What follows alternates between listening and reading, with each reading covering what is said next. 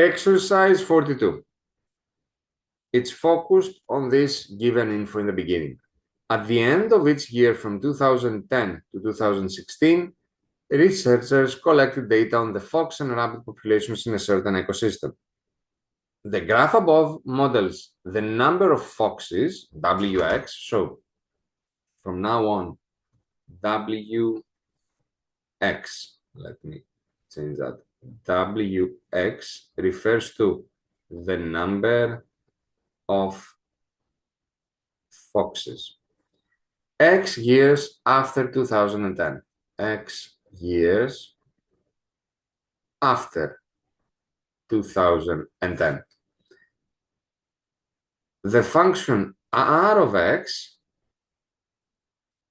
similarly models the number of rabbits, again, X years after 2010. According to the graph, what is the average annual increase in the number of foxes in the ecosystem between 2010 and 2016? Average annual increase of a line is basically the line's slope. So we need the line's slope. We need that for the foxes. So we should go to the graph, find 2 points. This is 4,320, and it could be 0,220.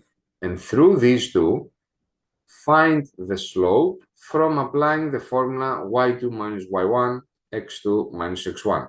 So it would be 320 minus 220 over 4 minus 0. So it would be 100 over 4, which is 25. And that makes C the right answer for this question.